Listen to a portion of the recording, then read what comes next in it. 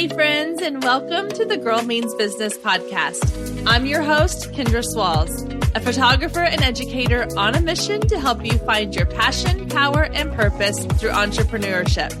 So let's jump right into today's episode because this girl means business.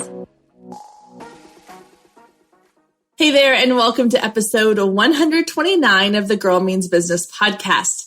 Today, we're talking all about copywriting, communication, and a client experience. Yeah, I love me some alliteration. This title's got me so excited. My guest today is Rachel Greiman. She's a copywriter and documentary family photographer from Denver, Colorado. She owns Green Chair Stories, which is a company committed to taking photos and writing words that look and sound like real people. In today's interview, Rachel and I get into the purpose behind good copy on your website and social media and all the places that you're putting out content. We also talk about how important communication is to creating this incredible client experience, which leads to incredible client testimonials, which we know is that golden social proof that helps your business stand out among the masses. So Rachel is dishing all of her secrets and sharing all of her tips today, and I cannot wait for you to listen in. So let's get right to it. Here is my conversation with the owner of Green Chair Stories, Rachel Greiman. All right, guys, we're here with Rachel Greiman today on the Girl Means Business podcast. Hi, Rachel. How are you? Welcome to the show. I'm good. Thank you so much for having me. Thanks so much for being here. I am really excited to chat with you today. But before we get started, tell us a little bit about who you are and what you do and kind of a quick version of your journey to get to where you are today. Yeah, I will try to keep it succinct. So I am a documentary family photographer and a copywriter. And photos and words have kind of just like always gone together for me. I was a photojournalism major in college. So I was always writing and taking photos. And then all my jobs after school were at nonprofits where I did both. And then I started taking family photos, 2013 probably, of just like friends that had asked me to, and I really loved it. So I decided to go full time, and I just kind of put writing on the shelf for a little bit. And I was like, writers don't make money. Like that's kind of like what you hear growing up. So I was just like, I'll focus on photos. And then I was in all these photo groups and everybody kept asking questions about writing their about page or writing their homepage. And I was like, oh, I've been a copywriter for 10 years. I can definitely help with that. And that was kind of what I contributed to the photography groups where I could ask questions about, running a photo business because I didn't know what I was doing. And then everything kind of snowballed really, really quickly from there. And before I knew it, I was charging people for writing websites. I was taking courses. And then probably just in the last 3 or 4 years, I've transitioned more to now I'm a copywriter for photographers. And I still definitely photograph families, but, having my own kids, writing is a much more mom-friendly business. Yes, definitely. Yeah. So that's kind of where I got to now. I now have 2 writers working for me almost full time. And we've written websites for, I think I counted the other day, almost 300 photographers since 2017. So that's awesome. Yeah, it's great. I love it. I love being able to blend the two things that I've always loved. Yeah, that's amazing. That's exactly how I feel, because it's funny you mentioned that, you growing up, you're like, oh, writers don't make money. That's how I felt about photography, because I grew up loving taking pictures, but I was like, nobody makes money doing that unless you work for like a huge magazine or you travel the National Geographic or something, But yeah, sure enough, you can. Yeah. Sure enough, you can make it work. You can make money doing just about anything these days, which is the beauty of it. Yeah, I love that. Absolutely. Okay, so let's talk about copy, because this is something that I feel like a lot of people will say kind of out of the gate, like, oh, I'm not good at writing. I'm not good at putting words on paper. I get writer's block. I don't know what to say. And I feel like it's one of those things that people feel like either you're good at or you're not good at. And so with copy nowadays, with everything being online, you've got your website, you've got social media, like you have to be able to create good copy, whether it's a caption on something or it's a full page on your website or a landing page for a product you're offering. So I want to dive into some kind of just general tips that you have about website copy. What is like the one thing that if you could tell people, this is what you need to know, what do you think that would be? That's a very broad question, I know. Yeah, we'll get more specific as we go. It's a good question. I think a lot of people think of copywriting as writing. And I think that's the biggest mistake, because then people think that they're like, oh, I was really bad at English in high school. And it's like, great news. Copywriting has nothing to do with that kind of writing. Like, they're two completely different skill sets. And what I always like to tell people who are going the DIY route with their copy, which I think is really important to do, especially if you're newer in business, you don't want to invest in this huge copy rebrand if you're a solopreneur that doesn't really know their market yet. I think it's much more beneficial to DIY something like copy in the beginning until you kind of figure out where you fit in the marketplace. And then you can, once you know your client, you know your customer, you know your service, you know your product, you can kind of go deeper and maybe hire a professional. But people that are going the DIY route, copywriting is more like compiling. And what you're compiling is the research that you have. And your research comes from talking to your clients or your customers and asking them what you want to talk to people who have already purchased from you, and ask them what pushed them over the edge to buy from you or to hire you. And whatever problem you solved for them or you told them you could solve, however you worded that or the language you used to convince them that you were the one or your product was the one for them, that's what you want, the thread you want to pull on in your copy. So rather than thinking about, I need to spend paragraph after paragraph convincing somebody to hire me, I would much rather see you pull from actual words that people have said about you and your product, and then just compile it together into words on your site. Copywriting is actually much more of a science than it is an art. I think you can get really creative with it, but if you are an artist yourself, just trying to get copy on the page, I think it takes the burden of being a good writer off of you to just kind of go through your notes about what you know about who you are and who your clients are. And then you kind of find that like happy middle ground between the two of you. And that's what you put on your page.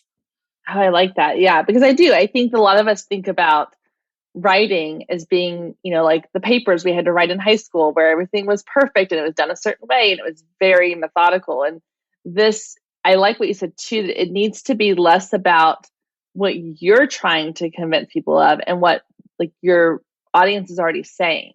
I think that's really smart. I hadn't thought about that. I've thought about like the fact that, you need to look at what your audience is saying to find like those common threads. Like if everybody that's purchased from you has said, you helped me to feel more confident in X, Y, or Z, then you need to lead with that. But using those actual words is really, really key and helpful. I like that. So what do you say to somebody then who is listening and thinking, okay, that's great, but I haven't sold anything yet. Like I don't have clients yet. So how do I know what to put out there if I'm still very new to this? Yeah, I think that that's where ideal clients come in. I love the idea of ideal clients, but for the people that I write for, photographers that I write for, they always have clients that I can talk to. So I always say, use your favorite person. That way you're talking to an actual person and not just this made up thing. But that's where, if you're newer to business, it's great to write an avatar for your business. Where do they shop? How many kids do they have? What are their problems?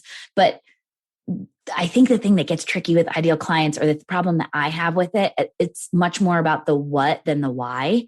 And if you're newer to business, you created a business because hopefully you saw a need and you saw people wanting it. So why do they want it? You need to ask yourself the problem that they're having.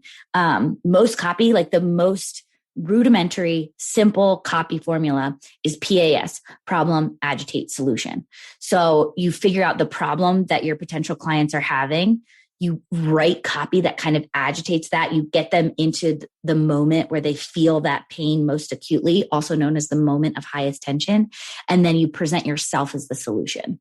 So if you learn one thing about copy, it can be that formula. And you can go to almost any website and find that formula or some version of it on a website. Present somebody's problem, make them feel it really deep in their bones, and then you present yourself as a solution. Stay with us. We'll be right back. If you've been listening to the Girl Means Business podcast for any amount of time, then you know my love of email marketing runs deep. Not only is it a great way to generate new leads, but it's one of the most effective methods for nurturing warm leads and turning them into sales. Now, over the years, I've tested several email platforms, and my favorite by far is Flowdesk.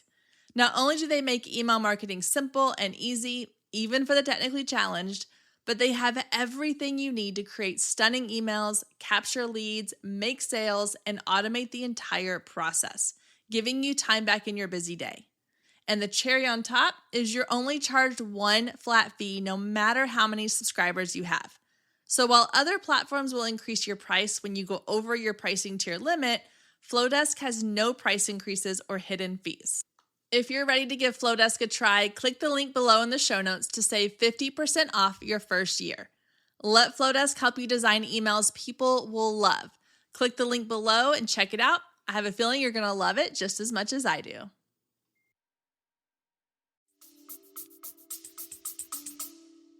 Oh, okay. Now that you're saying that, I am having like this light bulb. I'm like, yes, I have seen that on so many different websites where, and especially like landing pages for product things. Yes. They go and you're kind of like, okay, I get it. Like, I get this is the problem, but that's what they're doing is, and I always say it's like rubbing sandpaper on a wound. Yes. Like they're just kind of grinding it in. Like, don't you feel this? Don't you have this struggle? Don't you feel that pain? And like they're painting a picture. And then, yeah, they come in, they're like, okay, now here's how I can fix it for you. Or here's how I can help you with that. Like that's absolutely. It's kind of like when you figure out that every movie has the same flow. Like now you can see like every landing page has the same flow. Absolutely. And it's a little bit easier. amazing. I'm going to contradict myself just for a second because it's a little easier to do that with products because it's a lower buy-in usually than a service. So if you're a service provider listening to this, I always tell wedding photographers, rather than agitate a problem, I prefer like the Rachel Greiman method, which is more join them in their excitement.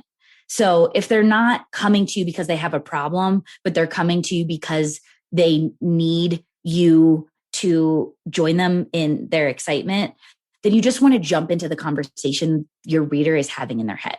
When someone comes to your website, they're having a conversation with themselves in their head. And the magic of copywriter is figuring out what that conversation is and making sure your copy meets them right where they're at. Rather than telling them or convincing them of anything, you want to join them. So if they're having a problem and you're a service provider, then great, go with the PAS formula. And I like to think I do that. I just don't agitate the problem. I agitate the excitement. Okay. I like that. Yeah.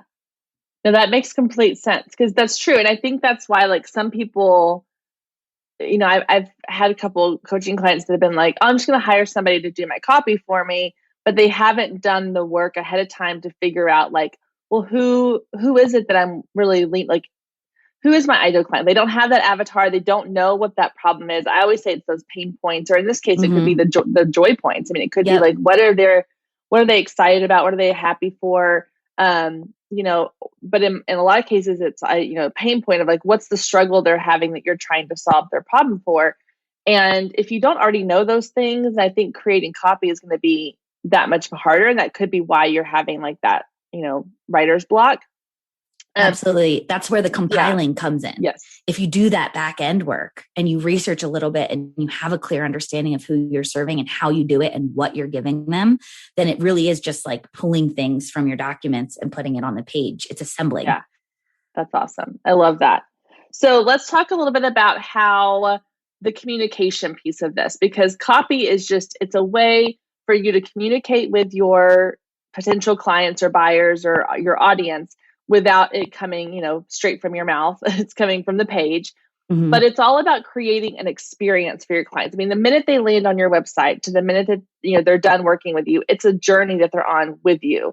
So I want to kind of have you explain how you use copy, because I think a lot of people think of client experience as things like you mentioned before we started recording, like sending gifts to clients or going so much above and beyond and doing all these things for them and adding more value, when really it's more about the communication of things. So walk us through how copy kind of ties into the client journey and what that looks like for you. Yeah, I think this is so, so important. And I'm telling my clients more and more, like your website copy is simply setting the expectation. Like when someone hires you, they are holding you to the standard of whatever claim you make about yourself and your service on your site. So once they hit the buy button, you don't get referred because of what you've done up until that point. You get referred because of whatever you do after they sign that contract. And so I always tell people, don't invest so much on the front end of getting people to book you and forget about the rest, because the rest is what's going to keep those word of mouth referrals coming in. And I think most service providers would say they would much prefer a word of mouth referral from a client they loved than a cold lead coming from Google. Yeah. So I always say, you want to focus on the fundamentals rather than adding value. Like you said, like sending a gift or showing up with champagne on their wedding day. Like those are all fabulous touches for people. But the fundamentals of good client experience is the communication that you provide them throughout their entire planning process. You want to be constantly letting them know, not to the point where you're like in their inbox every week for a year, but there are so many little things that you need to wrap up with them: signing contracts, paying retainers, paying deposits, wedding day timelines, coordinating with other vendors, delivery of the final gallery. There's so many touch points between a photographer and their couple that you need to have something in place that is either automated or you are on top of, from that contract signing to the final delivery. So yeah. I'm really, really passionate about helping people write really, really good emails and helping them figure out which email that they're missing. And like, for example, I feel like a lot of people don't set the expectation after that contract is signed. So I love to help people write a schedule of events email. Like, here's when you can expect to hear from me. If you don't hear from me, something has happened. So right after they sign that contract, you send them a list of 8 times and the dates of when they'll be hearing from you and why. That way they know exactly what to expect. And if they're ever like, haven't heard from Rachel in a while, they can go back to that email and know that an email's coming from you, a month before their big day or something like that. So every touch point of communication is either meeting or setting an expectation. And I think when we think about emails and communicating that way, it completely revolutionizes how we speak with our clients and customers. Yeah. I like that idea, the one you said about the schedule of events email. I think that's really key, because I think about like different people I've worked with. And this is a perfect example. We're currently working with a contractor to build a workshop on our property for my husband. And the communication, like their work has been great. Everything they've done, like physically built, has been fine. The communication has been awful. And so they could build us the most incredible building ever, but I'm still going to ding them because they did not communicate. They would show up unannounced. They would go for days without telling us what was going on, like that piece of it. And there's been so many times where, especially in my photography business, maybe there's been times where I've kind of have dropped the ball on that communication piece because I didn't have automations in place. Mm-hmm. And that's one of the first things that somebody's going to come back to me on is, I thought your service was great. Your photos were great. The communication was a little bit lacking, because I always send out a questionnaire at the end, like saying, like, what could I have done better? And there have been several times early on in my photography business where they were like, the communication could have been better, because I just, we know on our end what's happening. Mm-hmm. They don't know that, they don't see, they can't read our minds. So I agree. I think such a great perspective of what you just said about like building with something. You've never done this before. So as a service provider, if you're listening, think about something you've never done before that you would want someone to hold your hand through the process. Like that was such a good example, like buying a house or something huge that you're doing for the first time. Chances are the couple has never gotten married before. They have no idea what to expect from any of the vendors. So I always like to say too, it's kind of a little competition between you and the other vendors, because it's like, if you can blow them away with how much you communicate, then that end product is going to feel so much better. When they look at their photos, they're going to remember how fantastic you were throughout the whole time. So that's a really, really good example. Yeah. I try to do that. I try to put myself in, I try to remember as a business owner, I look at other businesses I've worked with, even if it's something as simple as like I said, we're building this building now, but even if it's something as simple as like booking an Airbnb, like we're fixing to go on this trip to Colorado, we've got an Airbnb booked, and the people who own it, even though we booked it through Airbnb, they are sending us information along the way of like, hey, here's some good restaurants. Hey, here are some places and things to do while you're here. They've been sending us probably once a week since we booked this stuff. I'm like, this is amazing. Like even though I've already been to the area, I sort of know, like if you're brand new traveling somewhere, that's a great tip to have. And a lot of times if you're a service provider, even if you provide products, sometimes they may not be aware of like the little nuances of how your products work, or how to use them a certain way, or how to store them, or how to clean them, or there's so many things that we as the owner of the business, as the one that's created the product or service, we know these things because it's ingrained in us. We forget that other people don't.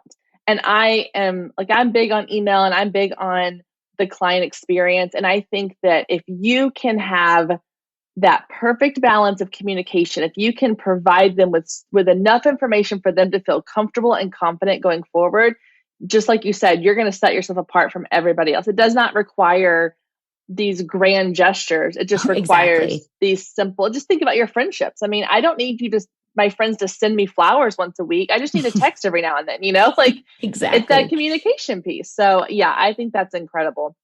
So you mentioned the emails and stuff, and I'm a big believer in automation. So when you talk about like these communication pieces, give us kind of an example. I know you work a lot with like wedding photographers.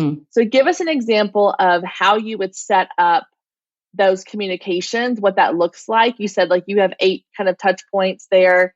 What's a good balance? Is there such thing as too much versus obviously too little? But like, how do you get that so that you feel like you're not constantly having to have reminders to send an email or keep up with this or keep up with that? Right. Well, I mean, I used Dubsado. I think you use Honeybook. There's so many CRM softwares that you can set a date and then set, okay, 2 weeks from here, do this. 2 weeks from here, do this. Those automations are fantastic.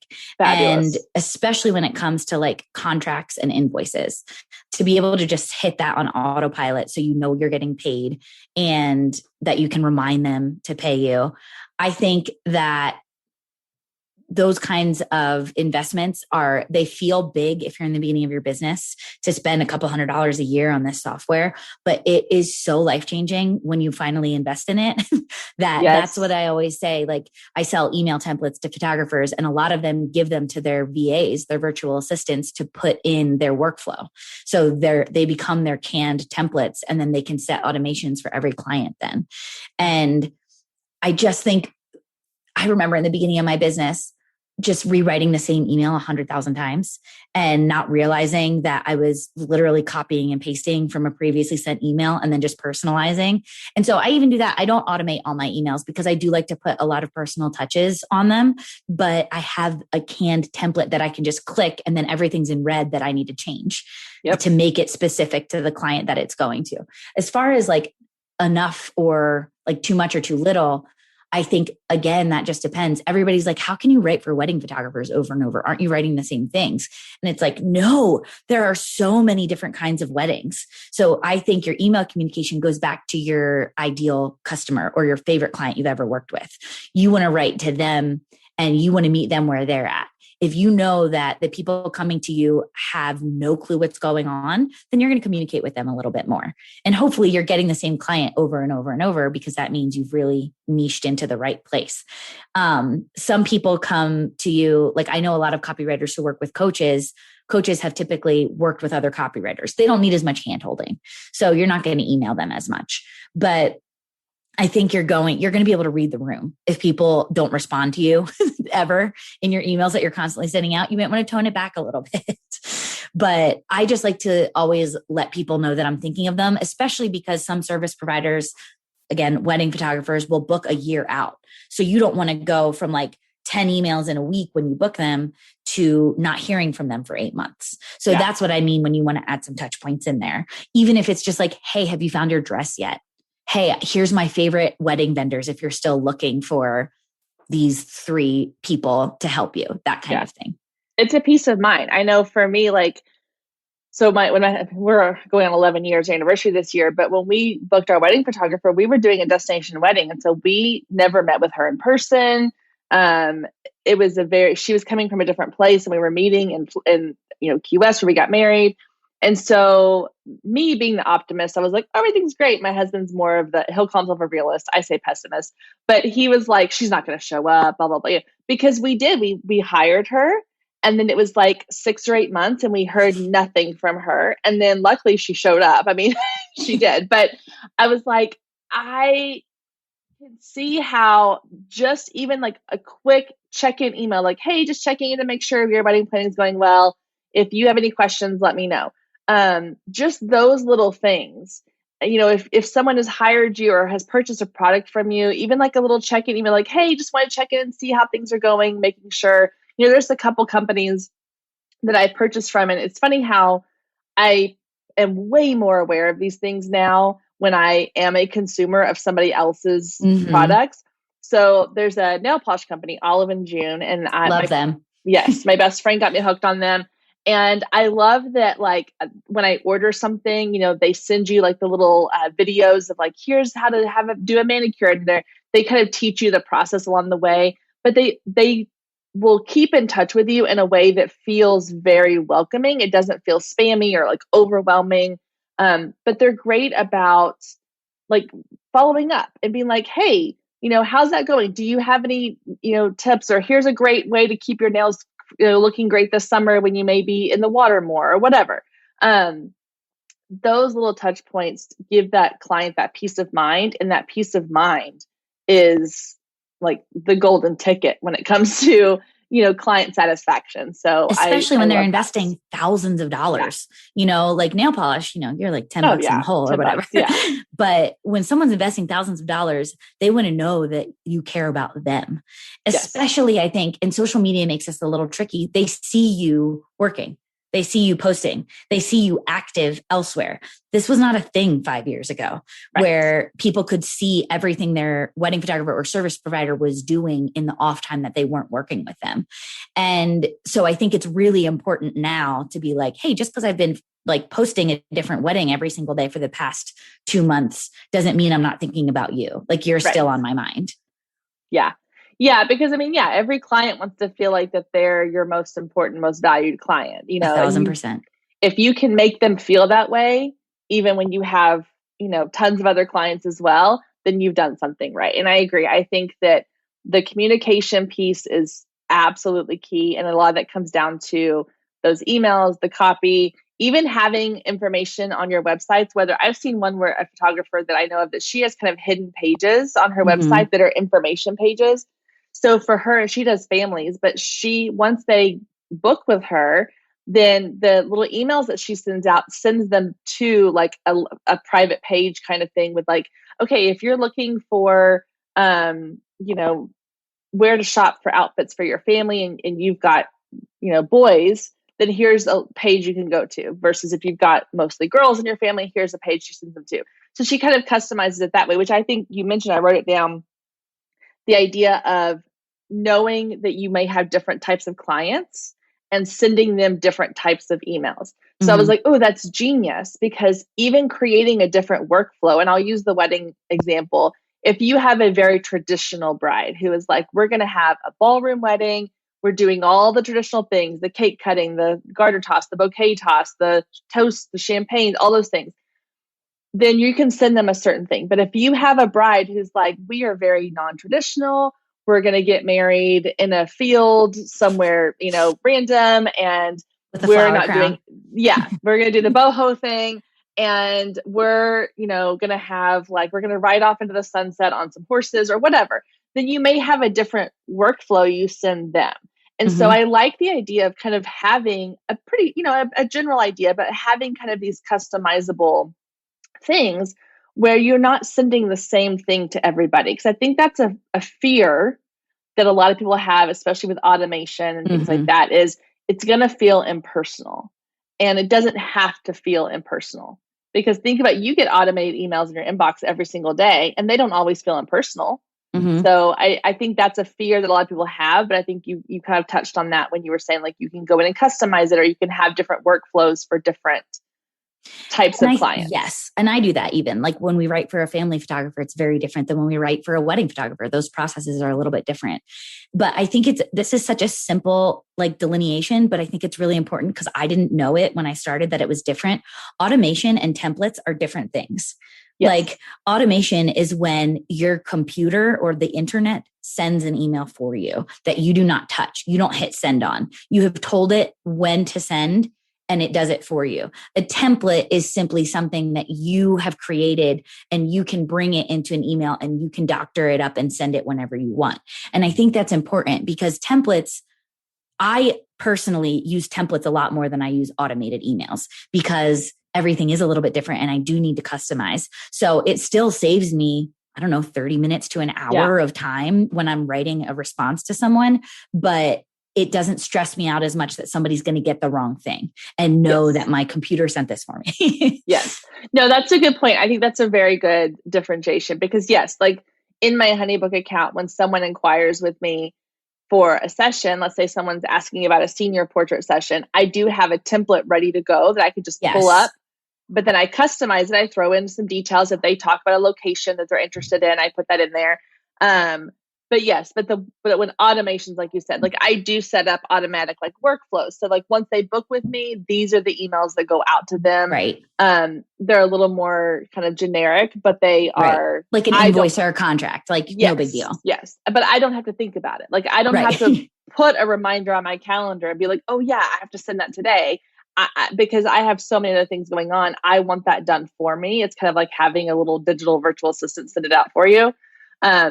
And I think that could be super helpful. Now, if you are more of a boutique business and you have a limited number of clients you're working with and you want to, put it on your calendar to send an email that day and you want to personally write it out or have a template you do, I think that's totally fine. I think there's a balance there for every business. Yeah, it totally depends on your volume and capacity. Yes.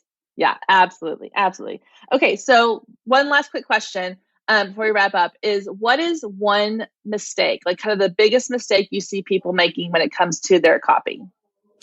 I think the biggest mistake that I see is probably when you get to the website, either having no copy or having copy that is immediately about you. So if the first piece of copy that someone reads is like, hi, I'm Rachel and I love to do this. And this is why I love to do this. People don't care about that yet. They will. And I do think there's a time and a place for that on your website. But I think right when they get there, like I said earlier, you want to jump into the conversation that reader is having in their head. And they are certainly not saying, who is this chick yet? They might, if the first thing they read is about you, like, who is this chick? Why does she she was very self-involved. And I don't think that's the case. If that's you, I'm not saying you're self-involved. I'm just saying you just need to put one paragraph above that one. And it's fixed. You need to put one paragraph that says you and speaks to your reader and makes them feel understood and heard and appreciated, whatever their problem or excitement is. That's the first paragraph. And I see this all the time and I see it more and more now. And I'm like, what is happening? We're going back 10 years. Photography, it used to be portfolios. Mm-hmm. And there was almost no copy, especially on the homepage. And so you would just get there and it would be this like gallery that took minutes to load and it would slowly scroll through these images. And I think some photographers still do that because they just think in their like sweet little hearts that their photos are just going to speak for them. But 10 years ago, there was like 10% of the photographers that there are now. The world that we live in, your words need to work for you because a lot of people can take great photos. And I know that if you're listening, you're one of them, but, or like whatever you do, I think a lot of service providers who aren't photographers end up just putting a lot of selfies on their site because they don't know what else to use. And it's like, if you're doing stock photos or stock photos, yes. And you especially need your words to work for you then because your product isn't in the images that you're showing. So your copy, especially on your homepage, is so important when it's just images or if it's blank. I mean, that's almost as bad as having really terrible copy. So there needs to be something. Yeah, no, that's good. And I this is something that I I wish I'd known earlier was that it's not about you. When somebody comes to your website, it's not about you. It has to be about them. If it's not about them, they're not going to feel connected. They're going to click away as quickly as possible. So yeah, I think that's definitely, I like that you said that, because even if just one little thing above the about you or who you are, because you are your brand and you're important and you're the key, but it does need to be about them. So absolutely. I love that. Yeah. I've been thinking a lot about that lately too, about how the internet used to be like when we all, like I was like 12, when I got AIM, like instant messenger. And when you think about it, it was like carving out your own personal space in the internet and giving yourself a name, and kind of like us older millennials, like we grew up with it being about us and with it kind of making your space in this new digital one of the world. First social platforms was called MySpace. Right. Well, and then Facebook, where you literally put your face out there. So when you think about the evolution of it, it makes sense that we would all think that our website would be our personal space. But if you can start to think about your website as a space for all your potential clients, that's when I think the shift in your writing and the shift in your communication and messaging really starts to happen. Yeah. Oh, so good. So good. Well, Rachel, thank you so much for taking time to share all this with us. So tell a little bit about where people can find you, how they can learn more about you or work with you, or you mentioned you have templates that you offer. So share about that, and then we'll go from there. Yeah. So you can I'm on Instagram, Green Chair Stories, just at Green Chair Stories, or my website, greenchairstories.com. I do have 2 products that I sell. Both are specific to photographers, but if you think it might work for you, email me. The templates really work for a lot of service providers. I have a DIY guide to help you write your website. It's my entire process that I take my one-on-one clients through, just written out in a PDF. And then I have a pack of 25 templates, one for every single step of your workflow, to make sure that you're communicating with your clients and giving them a great experience. I always say these are the emails that will get you referred. This is what people will think about after working with you. So both of them are just on my website, and I have a code GMB15 for all of your listeners if they want to go use it. But yeah, I am on Instagram if you ever want to chat. Perfect. Well, thank you, Rachel, so much for being here. I appreciate it. I'll make sure all those links are down in the show notes so that people can quickly click those and go straight to your Instagram or find you. And you mentioned the GMB15 gets you that discount on those templates. So thank you so much for being here. I really appreciate it. Have a wonderful day. Thank you. This was fun. Thank you so much for joining us today. I hope you enjoyed the conversation as much as I did. And as always, you can find any links or resources mentioned in today's show down in the show notes. And if we're not friends outside the podcast yet, then what are you waiting for? Come find me on Instagram at Girl Means Business. Send me a DM letting me know what you thought of today's episode or any of the past episodes you've listened to. You can also take a screenshot of today's episode and post it to your stories, tagging at Girl Means Business, and I'll give you a shout out on my page. I love connecting with you and hearing all about your business, and can't wait to get to know you more.